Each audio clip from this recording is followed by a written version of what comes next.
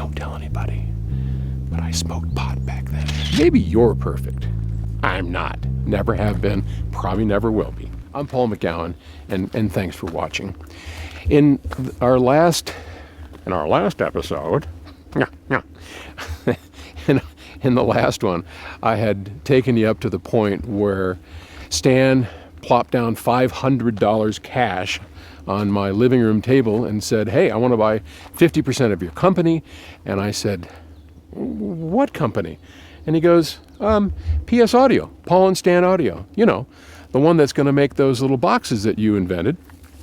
And we'll sell them to audiophiles. Now, at the time, I had never heard the term audiophile. Didn't know what an audiophile was. For all I know, it could have been one of those creepy file people. So, with $500 total investment, we decided to form a company called PS Audio, and we were going to make these little phono boxes. Now, the original phono box was in a Roy-Tan cigar box powered by two 9-volt batteries. The circuit was basically two 709C op amps. They were just chip op amps with a passive RIAA curve between the two. I'd gotten this circuit out of a book that I think it was the Op Amp Cookbook, and I tweaked it and modified it a little bit, but we had tried it on Stan's system, and it sounded pretty damn good compared to the Dynaco Pat 4 preamp. That was what he had at the time. So we thought, well, if we're going to turn this into a product, we'd better see how it stacks up against other products, not just Stan's preamp. And the person who had introduced me to Stan, Norm, was the big audiophile in Santa Maria. And Norm had an amazing system. It was a tri-amped audio research setup with a beautiful Rabco turntable. He had Jansen electrostatic tweeters, serial numbers 1 and 2, Serwin Vega 18-inch woofers. This was just a gorgeous high-end system that took over his entire living room. And Norm had used, at the time, he was using the Audio Research SP3A4. It was a marvelous system. I remember just being completely blown away. And one of the cool things about Norm, he had a freezer full of hash. And don't tell anybody, but I smoked pot back then. So Norm brought out a little thing. We did a little bowl of hash, and that was, yeah, you know what? This was the 70s, okay? In any case, here we are, listening to this system, and Norm fires up, and by this time we're all excited to hear it. Norm fires up our preamp. He just put it into the auxiliary inputs of the SP3, our phono preamp, hooked it up to the Decca, and played it. Now, the track we listened to, if I remember right, was Stevie Wonder's from Inner Vision, Living for the City. Great cut. And on the SP3, that cut had just sounded amazing. The Moog synthesizer at the time, that boom, boom, boom, boom. Boy, it just resonated. It was alive. It was the most amazing thing I think I'd ever heard. When we put our phono preamplifier on, it kind of got, I don't want to say flabby. It got flat. The life that I had heard out of the Audio Research was gone. Now, this is the first time I had ever experienced what I wound up making a living doing. Comparing two pieces of kit together that essentially measured the same, because in later months when we actually acquired an SP3 and we started measuring that versus ours, they measured nearly identically, but they were built very differently. The Audio Research, of course, uses tubes. It has a feedback RIAA curve, where ours was based on an op amp and a passive RIAA curve. But measurement-wise, distortion-wise, frequency response-wise, they were pretty similar, within, I don't know, a quarter dB of each other. And distortion specs, I think ours actually spec'd a little lower distortion than the Audio Research. But sound-wise, there was no comparison, none whatsoever. The Audio Research just blew away our product. just blew it off the map.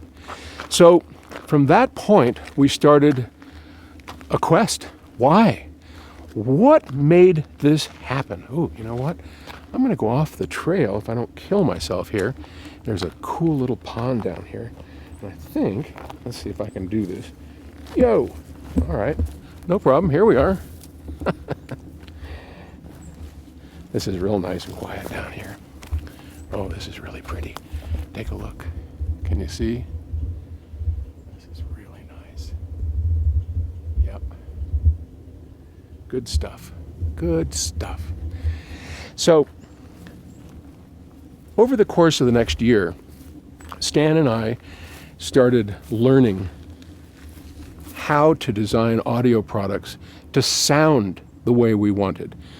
The various kinds of capacitors, the types of resistors, the circuit, the power supply. Everything matters in a circuit like that, but that's something we didn't know about, and certainly nothing that one could find in a textbook, right? There are no textbooks that, certainly not at that time, maybe there are now, but if there are, I'm unaware of them, and certainly back then there was nothing. So that was all seat of your pants, just learn it, right? We discovered, just over trial and error, everything we could possibly learn in the art of designing high-end audio equipment and what it takes to make something sound good. Now, over time, we realized the audio research, because it was tube-based and expensive, it was going to be about 10 times what we would charge, perhaps maybe even more.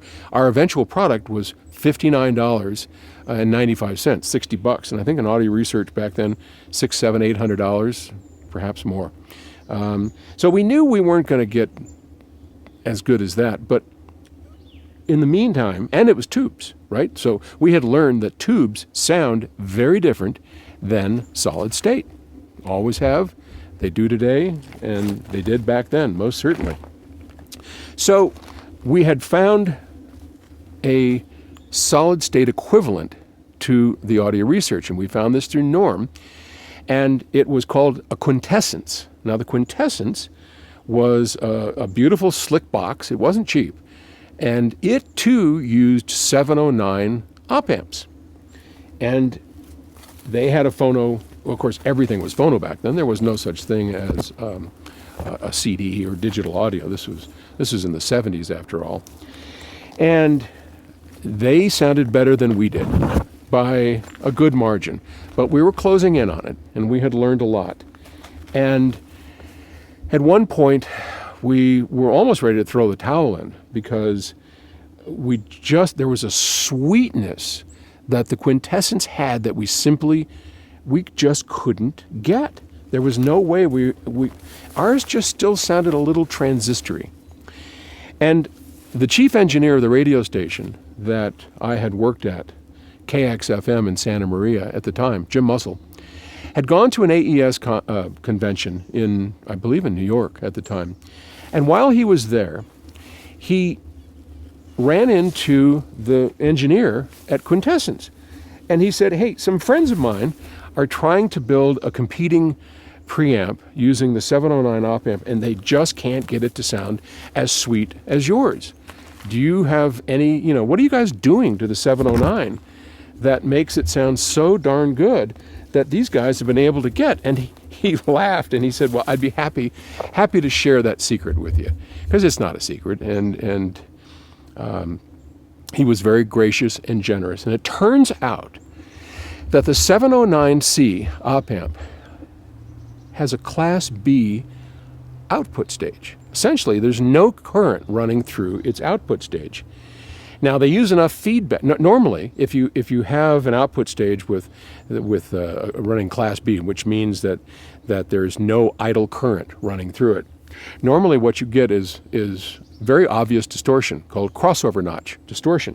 And you can see a notch between as the signal goes up and in its positive form and then comes back down in its negative form. You can see that there's a notch because the transistors are actually turning off, and then the signal turns them on. So we put a little bit of bias on there, And that keeps it on. This is what you hear the terms Class A or Class AB. Those are different levels of bias in the output stage. Does that make sense? So in the 709, there was virtually no bias going on, but because of its great amount of loop feedback, it squashed that distortion. So the problem with an op-amp in an integrated circuit is that you can't access it, right? This is in a little package, a little plastic package like this, and you can't get inside. It is what it is. It has two inputs, inverting, non-inverting, plus and minus input, if you will, an output, and a place for the power supply. And that's about it. So what they had done, and this is very clever, they had put some DC offset through the op-amp, which essentially raised up the output stage and biased it. Now, the only problem with that, and that solved the problem, right? But now the only problem is you have DC on the output, which you really can't tolerate. So then they had to couple it. They added a capacitor to couple it on the output. And that was essentially the Quintessence. Well, we did the same thing. And it sweetened up the sound, and it was just, that was one of the greatest pieces of advice, free advice, that we had gotten, and I've always been very thankful. I wish I could remember the gentleman's name. I never actually got to meet him. My friend Jim did, but I never got to meet him. In any case, then the sound came down to, well, the quality of that capacitor and any number of things. But in any case, we now had a product. And now it was time to put it into a box, build the circuit, and start to sell them. It had been about a year. We had learned a great deal. We learned how to design circuits that sounded good, what differences made, a few tricks along the way. So at the time, I was working as a repair technician at a company called Avalarm. Avalarm was manufacturing aviary alarms, bird alarms, right? Now, why do you need an alarm for a bird? Well, the fellow who owned it, Dr. Stewart, brilliant guy, he had developed a way that synthesized the sound of fear and warning that birds make when they feel threatened, right? And he synthesized this, put it into a box with these speakers, and this would go make these terrible noises, very loud, 130 dB. They made their own horn loudspeakers. They made these bird synthesizing boxes, and they would sell them to vineyards to keep the birds out from the grapes, to airports to keep the birds away from the runways.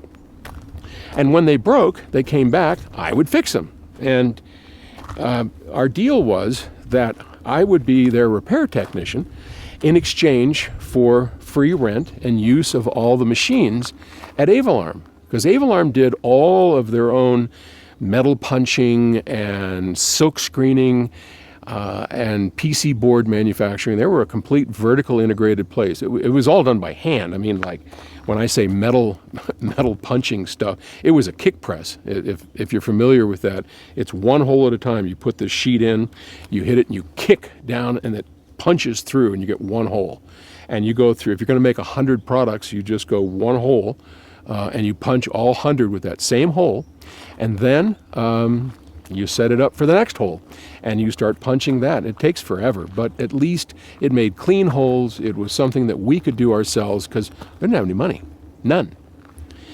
And we made maybe 5 or 6 production units at Avalarm and decided we were ready to go, but we didn't have any money.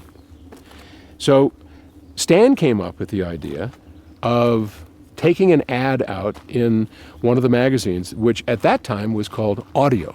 So Audio Magazine was one of the big guys. It was Stereo Review and Audio. Those are the big magazines. And Audio Magazine allowed us credit to take out a 1/6 of a page ad, which we did. And the ad read, "Rediscover your records." And in the copy, we showed a picture of the Phono preamplifier and said, if this doesn't make your system sound better than what you currently have, regardless of what you have, we'll give you your money back. Now, that was the first time in my experience that anyone in the high-end audio industry had ever offered a money-back guarantee on sound quality. And maybe there were other people doing it, but I certainly was unaware of it. So we got this ad taken out, $59.95 plus shipping. Send us your $60. We'll send you a Phono preamplifier, and you can take it home. If it doesn't sound the way you think, send it back. We'll give you your money back. And we took the ad out. We had to wait a couple of months. Meanwhile, we'd built up, I don't know, at this time maybe 10, 15 of them. It's about all we could afford to do. Because we had to buy the walnut for the end blocks, we had to buy the aluminum and the circuit board, we had to punch every hole into the chassis, we drilled every hole into the PCBs, we stuffed every part ourselves and soldered them. Anyway, the ad broke, and we got inundated with checks for $60. And before you know it, we had sold a couple of hundred of these things, and checks were coming in daily. And we started scrambling. Oh my God. And it was just Stan and me. We had no employees. So we built every single one of those by hand and shipped them out. I think we probably did the first 500 or 600 before we got our first employee. Then we got a second employee and onwards. And as they say, the rest is history. Anyway, I just wanted to share that story with you. That's the sort of the story of the beginnings of PS Audio. Thanks for watching. I'll see you next week. Bye-bye.